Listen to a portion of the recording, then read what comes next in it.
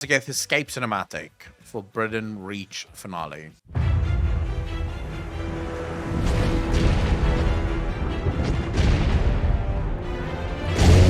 Mistress of the storm, the primal powers have risen to set you free.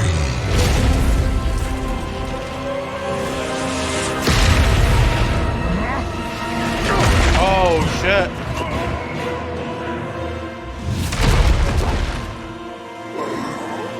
Knocked the fuck out is what happened there. The elements sing.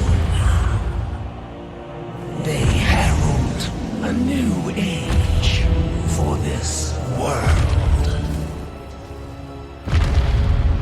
Have you found my kin? We know where they are imprisoned, Storm Eater. Soon, their bonds will be broken. And what is this? The brood of Neltharion. I felt his demise reverberate through the earth, and reveled in it. Perhaps you wish to share his fate. I had wished to become what he was meant to be. What he should have been. You do not fathom what Dragonkind was meant to be. But you will.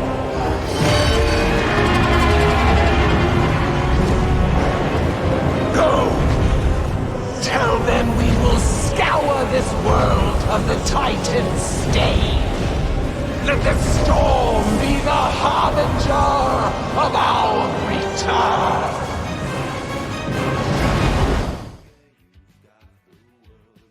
Bro, okay, so let's just go back a little and listen to... And reveled in it. Perhaps you wish to share his fate. I had wished to become what he was meant to be. What he should have been.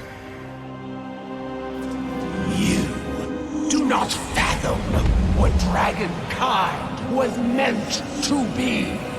So, I still believe this. When you go back to the beginning, when she first breaks out, she speaks about the elements and how the elements have envisioned a new era for this world. So let's just go.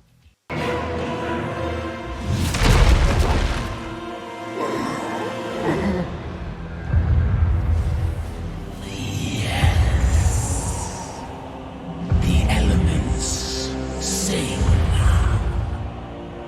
They herald a new age for this world. All right, so you have to understand something.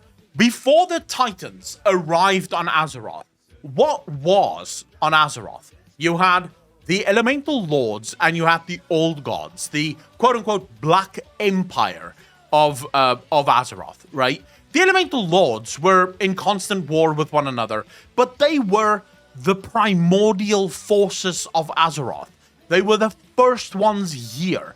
Then the Titans arrive, and what does the Titans do? They imprison the Elemental Lords. That's like the first thing they do because they don't like the war. It's way too chaotic. So they imprison all of the Elemental Lords. Then they imprison all of the Old Gods. Basically, this is what Titans do. They come and they dominate. They basically, they force what they believe to be the blueprint to a prosperous world onto Azeroth.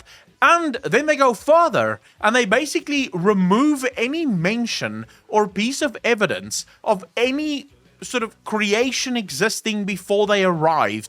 And they justify this by saying, can anything truly have been created before it has been ordered? Sebi Webs, how you doing, brother?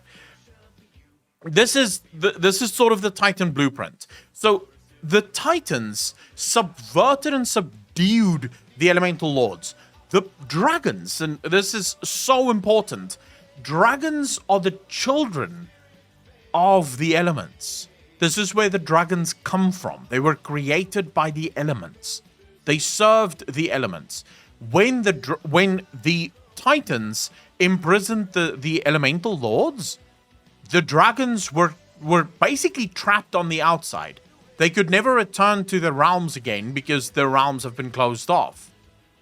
So when Raszageth sits here and she says that you do not fathom what Dragonkind was meant to be, she's not lying. They were meant to be so much more than what the Titans ultimately made them. The gift that the Titans sort of bestowed upon the 5 Dragonflights, in my opinion, was to limit them. And I'll tell you why. Proto-dragons seem to have this incredible affinity for consuming magical types. This is why whenever there's any sort of taint on Azeroth, the first beings you will see that succumb to it is the dragons, the proto-drakes. That's why you have things like foul drakes, and you have void drakes, because they seem to absorb, like sponges, just absorb magical energies. And that would make sense because the elements is sort of the building blocks of all magical types. So when you have dragons that are literally elemental forces, they're children of the elements, they're going to be very susceptible to all kinds of magic. The Titans, with their ordering, limits the aspects to a singular magical type. So Alexstrasza and her brood become the dragons of life. They have no access to any other type of magic but that of life. Ysera, they have power over the dream. They have access to no other types of magic but for the dream. So their gift is a limiting factor. Rather than dragons being free to accept and practice any type of magic they want, the dragons are instead hyper-focused and specialized in a singular type of magic, and the only way they can really dominate is together. Because if you put all 5 of the dragon aspects together, they have power over all magic. But you need them together, because that's the only way that works. If you have one, it doesn't function. One alone can't do it. This is why Deathwing, in my opinion, continuously experimented with the Dragonflights. Look at all of Deathwing's experiments. He was obsessed with combining all of the Dragonflight magic into a singular creature. He tried it with the Evokers on a very small level. With the Chromatic Dragons, he tried to go full-blown. They ended up dying. They couldn't fucking survive. But that was his ultimate plan.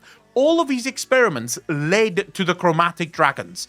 That was the one that he was hoping he could get right, because a Chromatic Dragon would be unkillable.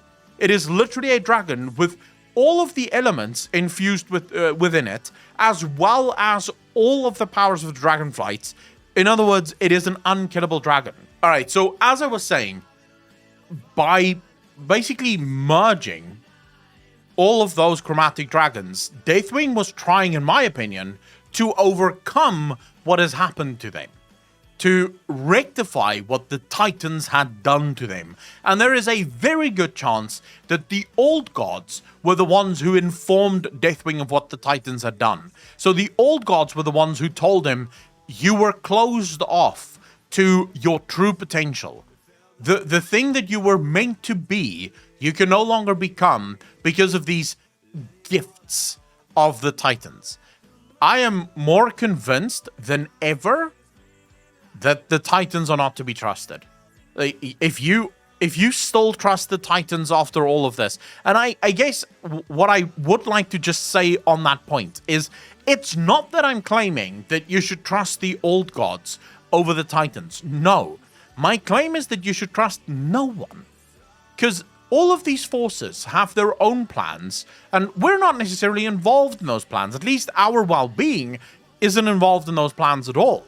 As you can see with the Titans, as you can see with the fucking old gods, they have their own ideas and they have their own missions and visions and goals, and we're just useful tools in achieving said goals.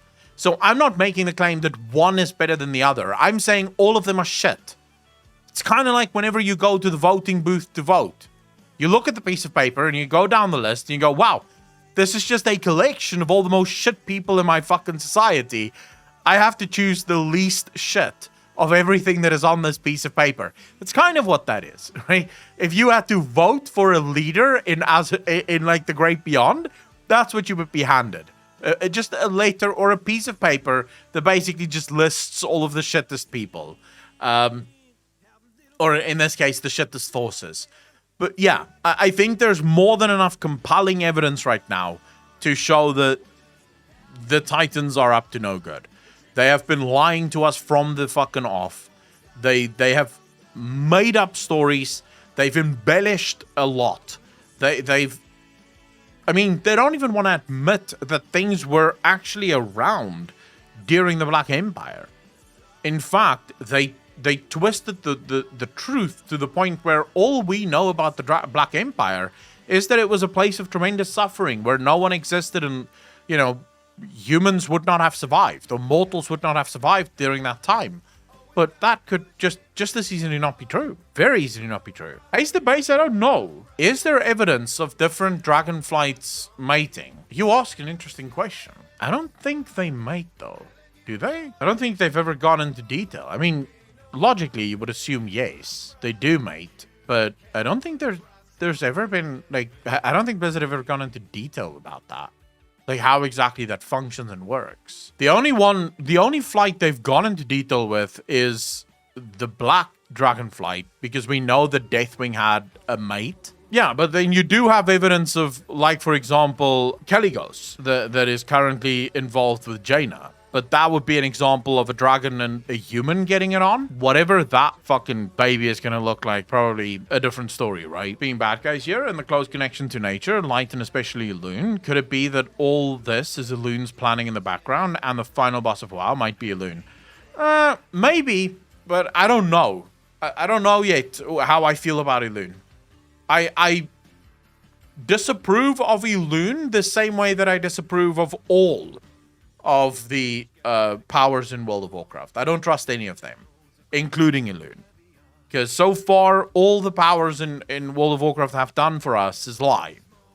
Lie and mislead. That's basically their modus operandi. Any RP realm? Oh yeah, the Evokers are going to be everywhere. The Scalies are going to have the time of their lives in Goldshire. I have no doubt.